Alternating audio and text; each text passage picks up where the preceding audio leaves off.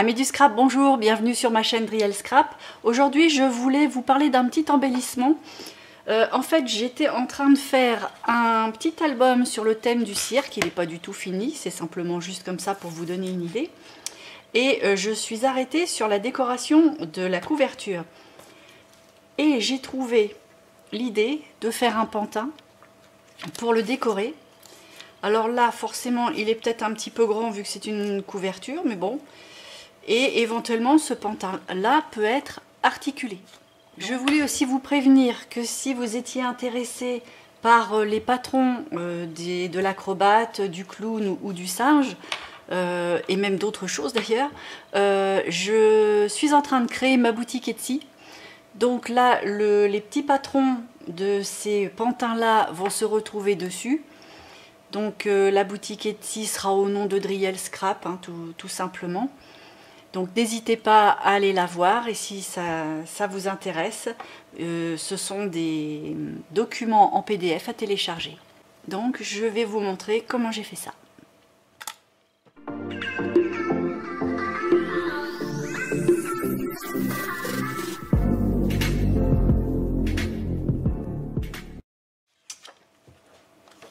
Alors je suis partie d'impression, l'impression d'un acrobate, le même clown un petit peu dark, un peu vintage. Je l'ai fait en un peu plus petit celui-ci parce que je voulais avoir un modèle un peu plus miniaturisé et puis une marionnette un peu singe. Enfin, il n'est pas un peu singe, il est complètement singe, mais c'est un peu une marionnette. Donc le principe, c'est pas sorcier du tout. Il faut d'abord coller ces impressions-là sur un cardstock pour que ça se tienne quand même un minimum. Une fois que c'est collé, il faut le découper. Donc on va déjà commencer par ça.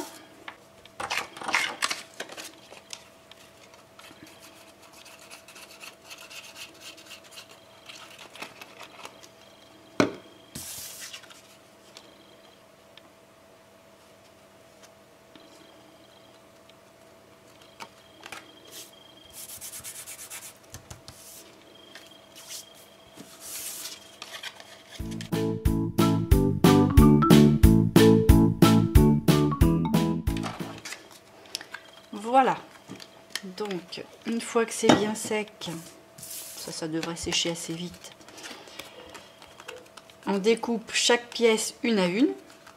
Donc, je vais déjà commencer par ça et je vous reprends après. Voilà, toutes mes petites pièces sont découpées. Donc maintenant, ce qu'il me reste à faire, c'est à faire tous les petits trous pour assembler chaque pièce. Donc je vais prendre ma petite mousse.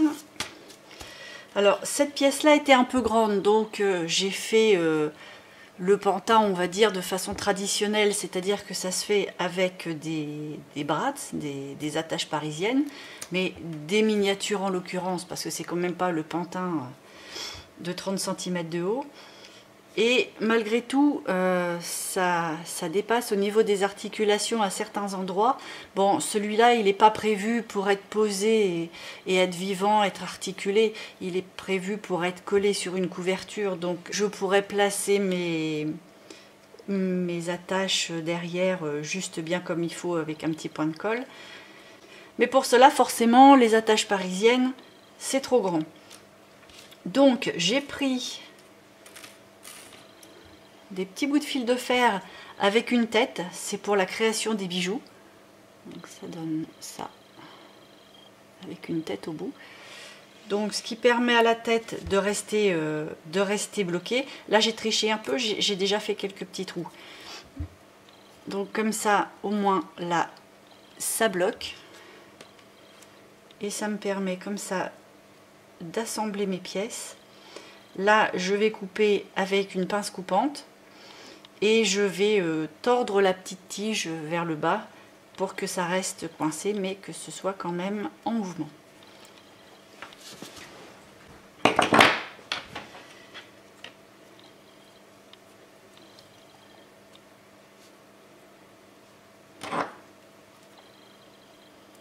Donc je laisse pas dépasser grand chose, je fais un petit dépassement de 2 mm à peu près. prends ma pince ronde pour avoir un arrondi au niveau. Je suis obligée de maintenir de l'autre côté.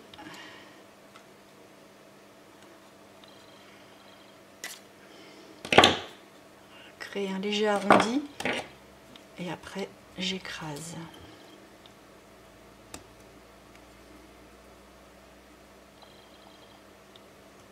Voilà.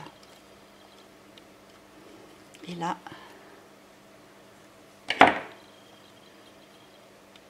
j'ai mon articulation qui marche. Alors des fois, je suis obligée de taper un petit coup de marteau, mais vraiment léger, pour aplatir un petit peu le système, parce que ça s'arrondit parfois un peu trop, et puis le bras est un peu loin du corps. Mais là, en l'occurrence, il est parfait. Alors, pour ce pantin-là, j'ai fait les trous, mais ces deux-là, c'est pas fait. Donc, je vais prendre mon poinçon. Et puis, je vais commencer par ces bras. Donc, en fait, il faut un trou de chaque bout. Pas trop près du bord, parce que ça fragilise, parce que c'est quand même que une petite cartonnette de rien du tout. D'ailleurs, je prévois une mousse quand même assez rigide, parce que celle-ci, elle est trop molle. Ce qui permet, quand j'appuie sur mon carton, que le carton ne plie pas trop. Sinon, ça froisse l'impression. Vous voyez, ça donne ça, mais en pire. Là, c'est pas grave du tout, ça se remet bien. Mais si la mousse est trop molle, ça fait carrément un creux.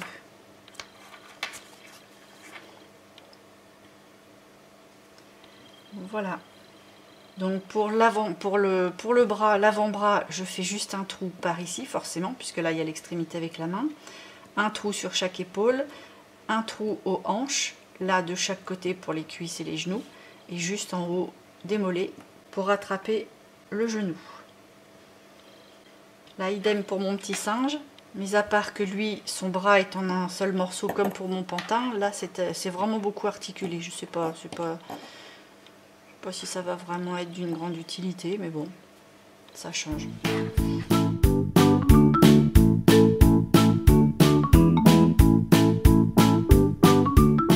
D'ailleurs, quand je fais les petits trous sur des pièces vraiment toutes minuscules comme ça, je perce légèrement d'un côté, mais je reviens de l'autre, ce qui permet au carton de reprendre sa forme à chaque fois et de ne pas enfoncer et d'abîmer l'impression, parce que ça finit par faire des plis blancs dans l'impression, et puis c'est pas très esthétique.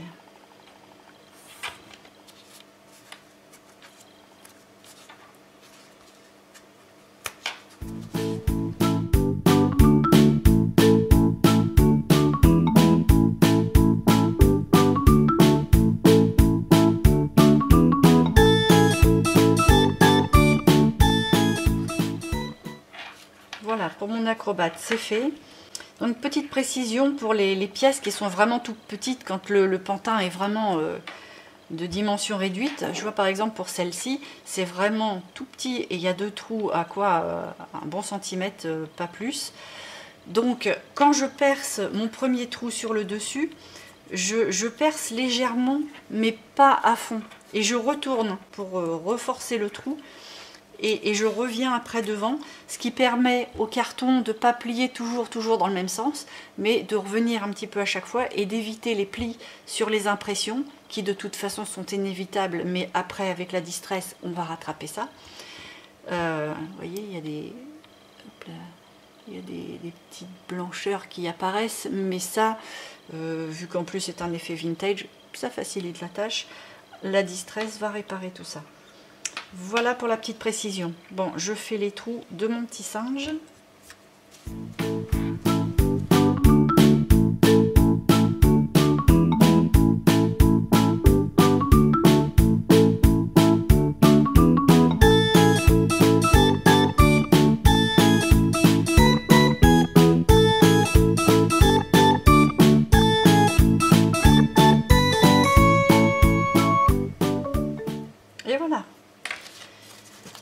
Donc cette étape-là, c'est terminé.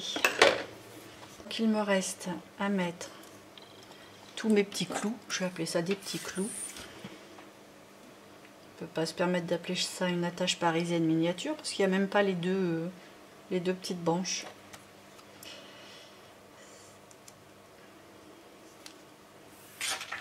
Donc après c'est juste un petit travail d'assemblage. Par contre j'ai oublié de vous préciser, même si j'en ai parlé quand même tout à l'heure, que avant de mettre les attaches, il faut passer les pièces à la distress parce que justement il y a des petits défauts qui se sont formés dû au poinçonnage. Mais là j'ai triché, je l'avais fait. Donc comme pour l'autre, je laisse 2 petits millimètres. Je prends ma pince ronde derrière, la pince plate devant pour maintenir. C'est un petit travail de minutie quand même. En plus le carton c'est quand même pas quelque chose de super résistant, donc il faut faire très attention de ne pas l'endommager. Il faut prendre un petit peu plus au bord, que j'ai de la prise devant. Voilà.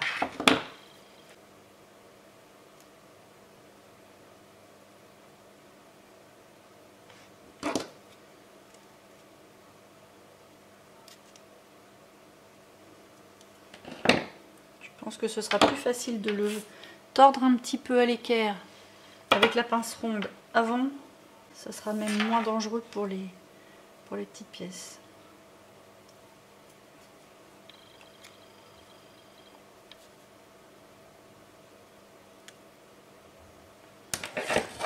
Voilà.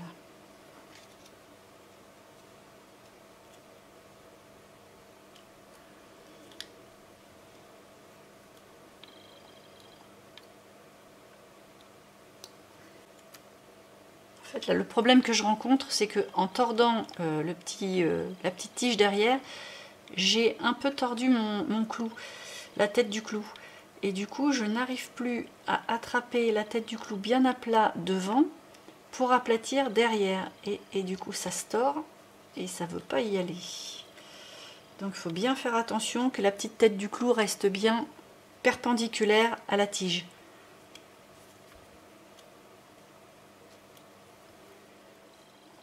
Voilà, j'ai remis le petit clou parce que la tête n'était pas perpendiculaire, donc ça y est, c'est réparé. Par contre, cette méthode-là, c'est vraiment du tout petit solide, parce qu'en fait, si on s'amuse à bouger un peu les pièces, le bras peut s'en aller du corps. Donc ça, c'est vraiment valable pour un embellissement qu'on va coller après coup. Maintenant, j'ai une autre méthode. Si on veut vraiment que les pièces puissent s'articuler et tiennent recto verso, donc c'est la même petite tige, mais on n'a plus besoin de la petite tête. Il y a juste à faire une petite boucle au bout, comme ça. En fait, on fait une petite boucle et on replie, ce qui permet d'avoir un arrêt sur le devant, et on refait la même chose derrière pour avoir un arrêt. Alors où est-ce qu'on voit bien? Je l'ai fait sur l'acrobate. Là on voit très bien. Voilà. Et on refait la même chose derrière. Donc je vais vous montrer. Donc cette fois-ci je prends une tige qui n'a plus de tête, ma petite pince ronde, et je prends vraiment tout au bout de la pince pour avoir le rond le plus petit possible. Je prends à ras au bord de la tige et je viens tourner. Je m'arrête un petit peu, je reprends pour que ce soit beaucoup plus petit. Je referme même un petit peu. Hop, comme ça, ça resserre encore. Voilà. Et à partir de là, j'attrape au milieu de ma boucle et je tords vers le bas. Bon, après, j'ajuste pour que ma petite boucle soit bien à plat. Ce sera plus facile avec la plate cette fois-ci. Parce que vous voyez, elle n'est pas fermée la petite boucle. Donc on peut gagner encore sur la grandeur en la fermant et en aplatissant. Voilà, ça donne un petit truc comme ça. Donc à partir de là, je prends mes pièces.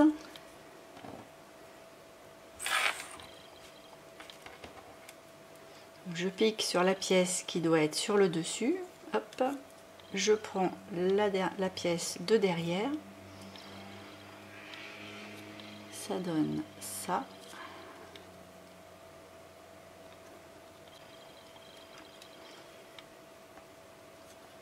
Là, je maintiens bien tout bien serré pour voir exactement ce que j'ai qui dépasse et je garde 5 bons millimètres. Je coupe.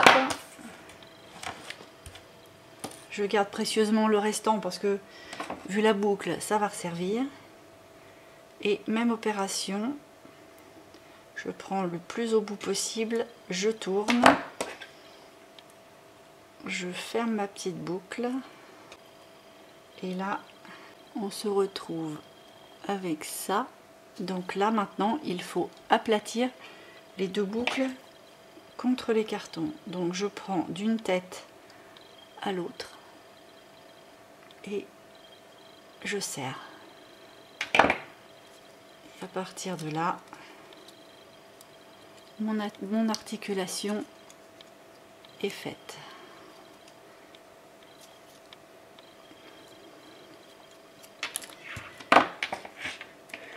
Là, je m'aperçois que j'ai passé toutes les petites pièces à la distress parce que, comme je vous disais, ça permet de masquer tous les petits défauts de découpage autour. Quand on appuie le poinçon pour faire les trous, ça peut faire quelques petits traits blancs dans les impressions. Et vous voyez, là, j'en ai oublié une pièce. Regardez, ça, c'est passé à la distress et ça, non. On voit bien la différence parce que au niveau des petits trous, le blanc est largement atténué et autour, on voit carrément le découpage du carton blanc, ou plus exactement de la feuille imprimée blanche, parce que le carton il est craft. Voilà, donc je vais la passer à la distress.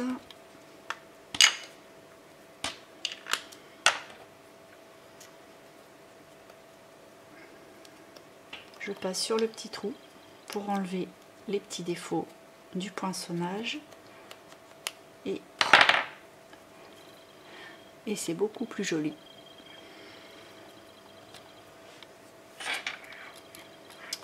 Voilà, donc là il me reste à faire 1, 2, 3, 4, 5 petits poinçonnages avec ça. Et puis bah, mon petit singe sera fait.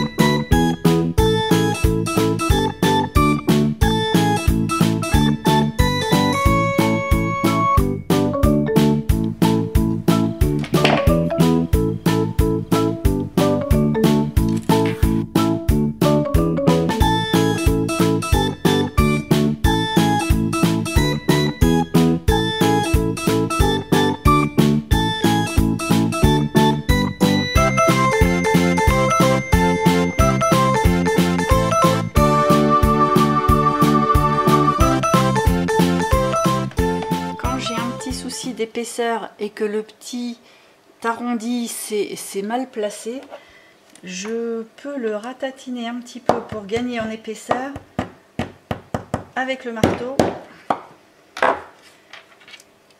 Alors ça c'est la méthode pour les pantins qu'on colle parce que sinon l'articulation elle en prend un petit coup. Bon.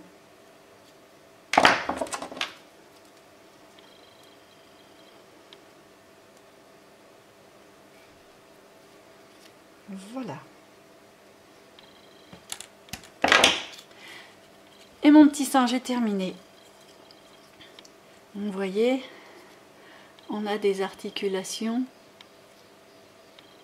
qui sont quand même très propres, qui bougent relativement bien, bon, mis à part celle du marteau, mais moi je sais que je vais l'utiliser collé, donc c'est pas un vrai pantin, donc c'est pas grave, je peux juste lui mettre les positions que je souhaite. Et puis la petite boucle de derrière, je ferai en sorte de la camoufler au collage.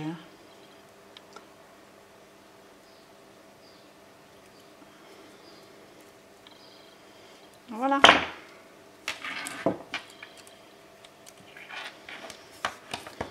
Pour en revenir à mon petit pantin, j'espère que l'idée vous a plu, qu'elle vous donnera de l'inspiration pour une déco, que ce soit à l'intérieur ou à l'extérieur de vos albums. Maintenant, vous pouvez faire ces pantins-là en agrandissant et en faisant le système de ficelle qu'on tire pour avoir les bras et les jambes qui se remontent. Mais là, c'est plus pour accrocher au mur ou pour faire une déco d'intérieur plutôt que du scrap. Ben voilà, c'est terminé pour ces petits embellissements pantins. J'espère que l'idée vous a plu. Si elle vous a plu, un petit pouce, comme d'habitude, ça me fera toujours bien plaisir. Et puis ce petit pantin là, je ne l'ai pas encore installé sur mon album cirque, puisque là, il est quasiment fini. Il me reste juste le shaker à mettre sur la tranche de côté et puis décorer forcément la page de couverture extérieure avec ça. J'espère que le style de ce projet vous a plu, parce que c'est un style quand même relativement rétro à nouveau. J'avoue que j'aime le vintage, donc j'ai du mal à sortir de ce style là. Mais là c'était surtout pour vous prévenir en fait que la boutique en ligne Etsy était créée, et que si vraiment vous recherchiez les petits patrons des pantins, ils sont dessus, et ils sont dessus en 3 dimensions. Voilà, donc en fait ça vous fait 9 impressions pour les 3 modèles. J'espère que ce petit embellissement vous a plu, vous sera utile. Si c'est le cas, un petit pouce, en plus d'aller voir ma boutique, petite nouveauté. Et puis moi, il me reste à vous dire à dans une prochaine vidéo.